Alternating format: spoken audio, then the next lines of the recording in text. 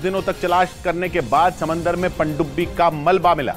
Titan पनडुब्बी के लापता होने के बाद से ही पूरी दुनिया में लोग उसमें सवार 5 लोगों की सलामती की दुआ कर रहे थे। पनडुब्बी 18 जून को टाइटैनिक जहाज का मलबा दिखाने के लिए कनाडा के न्यूफाउंडलैंड से रवाना हुई थी।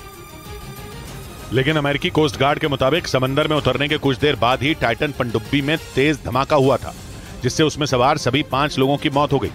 ये पनडुब्बी 18 जून को कनाडा के न्यूफाउंडलैंड से रवाना हुई थी, लेकिन समंदर में उतरने के 2 घंटे बाद ही उसका संपर्क अपने जहाज से टूट गया। जैसे ये खबर सामने आई, अमेरिका और कनाडा की रेस्क्यू टीमों ने अटलांटिक महासागर में सबसे बड़ा अभियान शुरू कर दिया।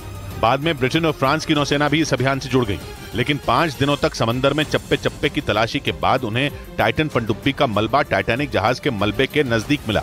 टाइटैनिक जहाज का मलबा कनाडा के न्यूफाउंडलैंड से 644 किलोमीटर दक्षिण में है और टाइटन पनडुब्बी का मलबा मिलते ही उसमें सवार सभी लोगों के मिलने की संभावना भी खत्म हो गई। अमेरिकी कोस्ट गार्ड के मुताबिक पनडुब्बी में भारी दबाव के बाद हुए धमाके की वजह से यह हादसा हुआ, जिसमें टाइटन पनडुब्बी में बैठकर टाइटैनिक जहाज का मलबा देखने गए 5 लोग अपनी जान गंवा बैठे। रेस्क्यू ऑपरेशन को खत्म करने के बाद अमेरिकी कोस्ट गार्ड के अधिकारियों ने इस हादसे में मारे गए सभी लोगों को श्रद्धांजलि दी। I offer my deepest condolences to the families. Titan पनडुब्बी में 5 लोग सवार थे, जिनमें ब्रिटेन के कारोबारी हैमिश हार्डिंग भी थे, जो एयरक्राफ्ट कंपनी एक्शन एविएशन के चेयरमैन थे। उनके साथ पाकिस्तान के सबसे अमीर कारोबारी शहजादा दाऊद और उनके बेटे सुलेमान भी इस पनडुब्बी में सवार थे। इनके अलावा फ्रांस की नौसेना के अधिकारी पॉल हेनरी और टाइटन पनडुब्बी बनाने वाली कंपनी ओशन गेट के सीईओ स्टॉकटन रश भी इसमें मौजूद थे।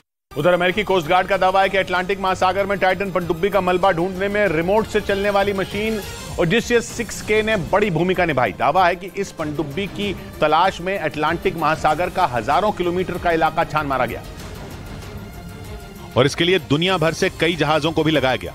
लेकिन 5 दिनों तक चले इस तलाशी अभियान के बाद टाइटन पनडुब्बी के मलबे को ढूंढने में रिमोट से चलने वाली ओडिसियस 6K मशीन की सबसे बड़ी भूमिका रही।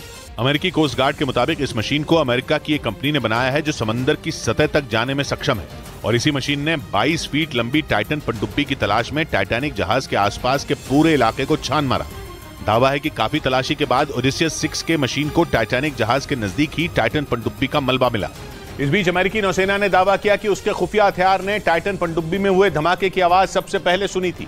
अमेरिकी नौसेना के मुताबिक उसने कई दिन पहले ये आवाज उसी जगह सुनी जहां अंतिम बार टाइटन पनडुब्बी ने अपने जहाज से संपर्क किया था और इसके लिए अमेरिकी नौसेना ने एक ऐसे खुफिया उपकरण का इस्तेमाल किया जो समंदर की गहराइयों में किसी भी आवाज को आसानी से सुन सकता है। दावा है कि 18 जून यानी जिस दिन टाइटन पनडुब्बी 5 लोगों को लेकर टाइटैनिक जहाज का मलबा दिखाने के लिए रवाना हुई थी, उसी दिन अमेरिकी नौसेना ने अटलांटिक महासागर में धमाके की आवाज सुनी थी। लेकिन खबर है कि वो बिना सबूत किसी नतीजे पर पहुंचना नहीं चाहती थी। इसी वजह से अमेरिकी नौसेना ने ये बात छिपा कर रखी। मीडिया रिपोर्ट के मुताबिक अमेरिकी नौसेना ने जिस खुफिया उपकरण से धमाके की आवाज सुनी थी, उसका इस्तेमाल दुश्मन की पनडुब्बियों पर नजर रखने के लिए किया जाता है।